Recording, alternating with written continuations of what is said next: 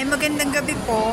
Gusto po namin linawin kung ano po ang tunay na layunin ng MABK o ang mga anak ng bagong katipunan. Layunin po ng MABK na linangin ang kaisipan ng mga kabataan sa ating kasaysayan at kultura dahil nais po natin maalala nila at pahalagahan ang kontribusyon ng ating mga bayani sa kalayaan ng ating bayan. Para pagdating po ng panahon, ang mga kabataan po natin ay matutong tumindig sa ating sariling paa para itaguyod ang soberenya ng ating bayan.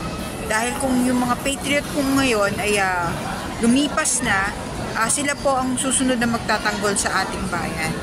Kaya dapat po mga kabataan natin ngayon, hinasikan na natin ang kaalaman tungkol sa kasaysayan at kultura ng ating bayan.